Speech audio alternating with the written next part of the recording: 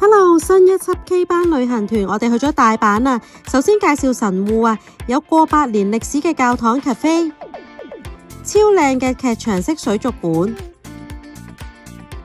全日本首個球形嘅水族館啊！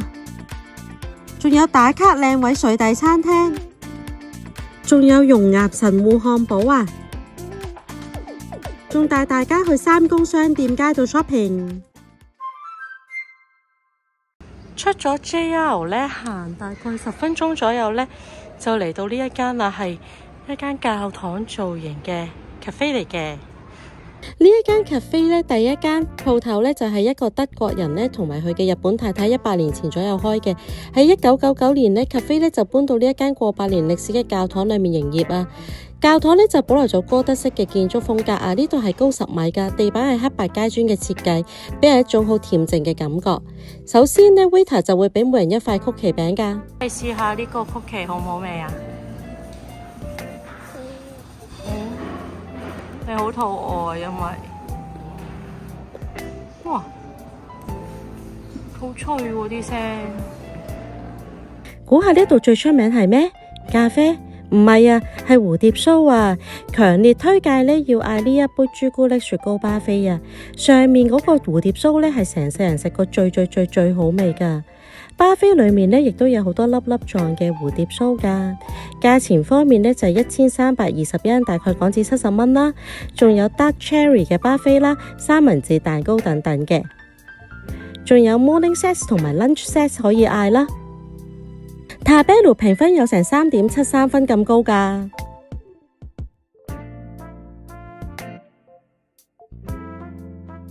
我就叫咗一件 cheesecake， 感覺都還好喎。落 cream 咯。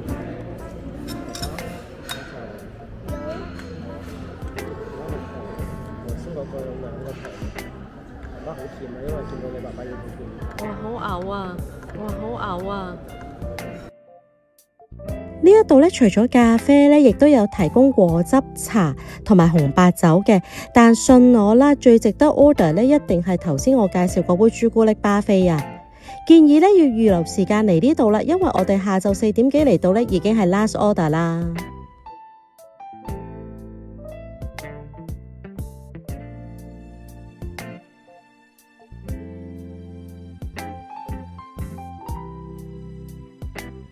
下層呢係佢哋嘅 shop 啊，有蝴蝶酥呢同埋曲奇嘅 gift box 嘅。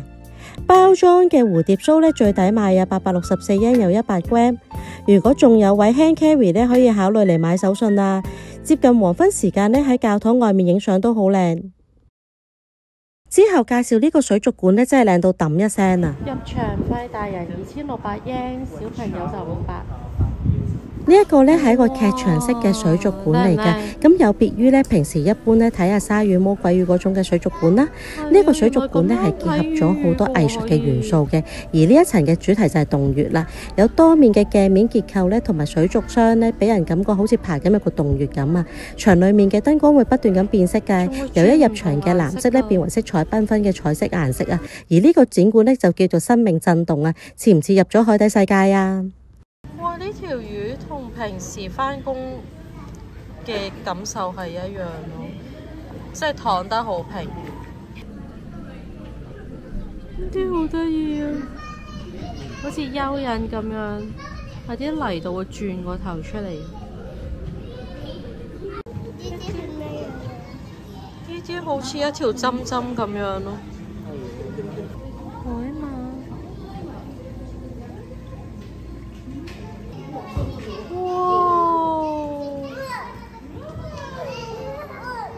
嚇到彈開咗！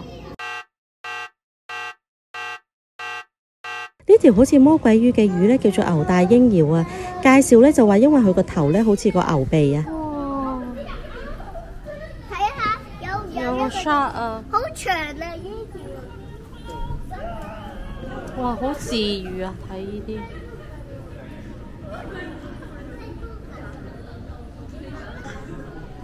有啲森林噶咯〜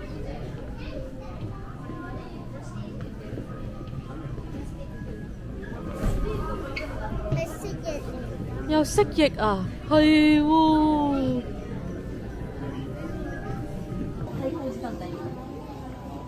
龜龜瞓緊覺，好大隻變色龍啊！好得意啊！呢啲魚咁扁嘅。呢個展館叫做和平與光明啊，主題呢就係美麗如畫嘅日本世界啊。喺日本四季嘅設計底下呢，可以慢慢欣賞腳下面嘅金魚㗎。而呢一度嘅設計呢，係由日本名氣嘅剪影藝術家原創設計嘅。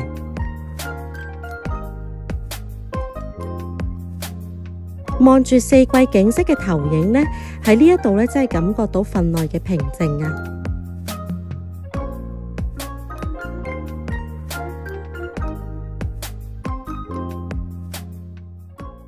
去宇宙啦！哇，好似一個個星球咁樣，一個波裏面有唔同嘅魚。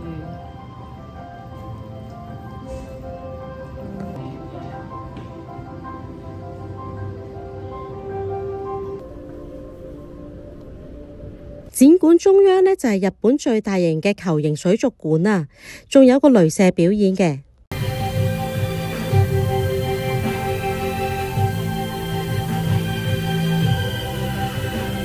再下一個部分呢，就係探索走廊啊，裏面呢，就有啲得意嘅互動小遊戲，仲有好多特別種類嘅魚可以睇到嘅。好得意啊！呢個波點。呢度好多魚咧，都係第一次見咯，好新奇啊！爸爸係咪？係啊。譬如呢條咁樣咧，好得意咯。發光㗎呢啲，好似一紮羽毛喺度喐嚟喐去。第一次見呢種生物，咩名堂？哦，原來佢叫做 Feather Stars 啊。世界中之海。羽毛星星。呢啲又好靚咯。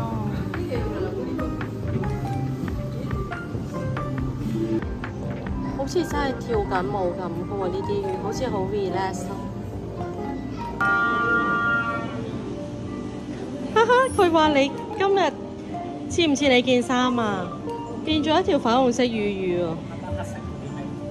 呢條係絲絲魚魚。爸爸童心未泯又話要玩，黑色一條咯，就係冇特別。哇，同你一樣樣㗎，你睇下。思思話要同爸爸玩一次，睇下變咩魚。咩色啊？你哋變咗小水點嘅啊！我哋好靚啊，好似一個人啊，有頭髮嘅。嚟到2樓咧，呢度就有個圖書館咁樣，但係都咧會繼續有魚睇嘅。呢個叫做探求之神。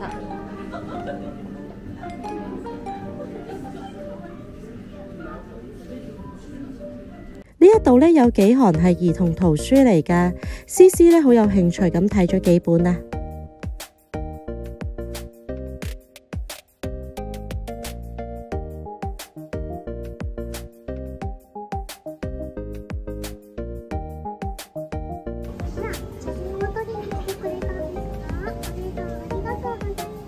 頂樓仲有一間 cafe， 啲小食呢係一啲得意動物造型嚟嘅。咁呢度咧最高嗰層4樓咧就係一個戶外嘅庭園咯。原來咧每個 section 咧就有得餵下龜啊，睇下企鵝嗰啲咁樣嘅。咁係食嘢嘅地方嚟嘅。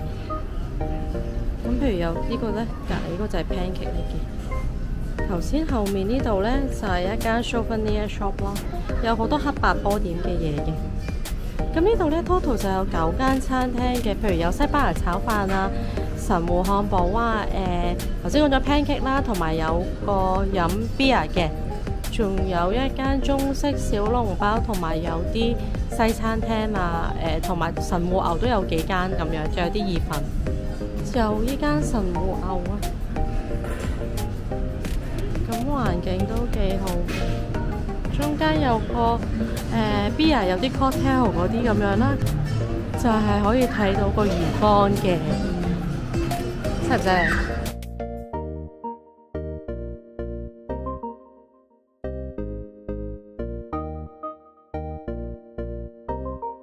或者坐喺窗邊咧，就可以睇到神戶港嘅夜景。我哋咧就揀咗坐喺魚缸底嘅吧台啊。呢個就係神戶漢堡。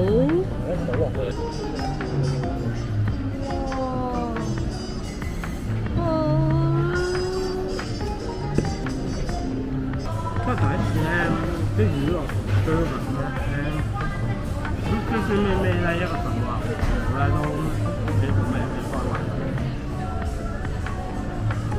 呢個咖喱神戶漢堡扒咧就真係麻麻地啦，建議食其他啦。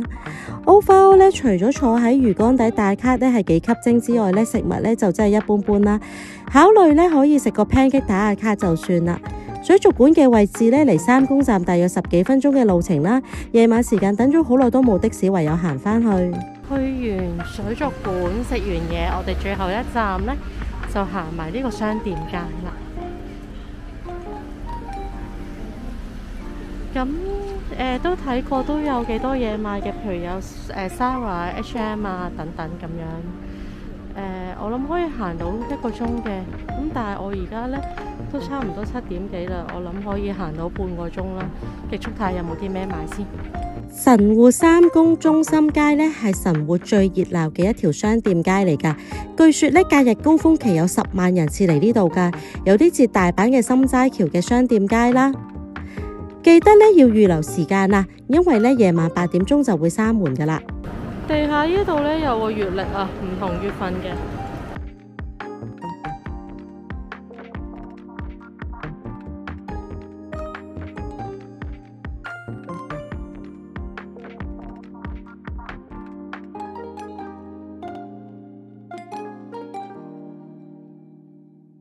有 Kittyland， 裏面係有Chikawa嘅嘢賣嘅喎。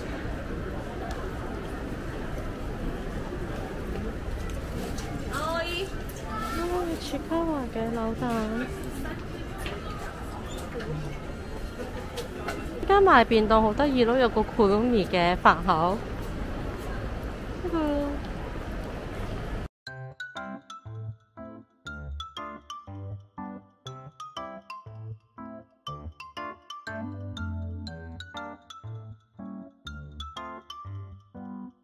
商店街亦都有2個商場嘅，係 Sam Plaza 同埋 OPQ。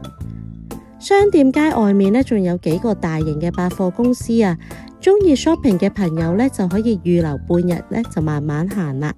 唔似大阪市中心咁多人啊，想避開人潮咧嚟到神戶都係一個唔錯嘅選擇嚟㗎。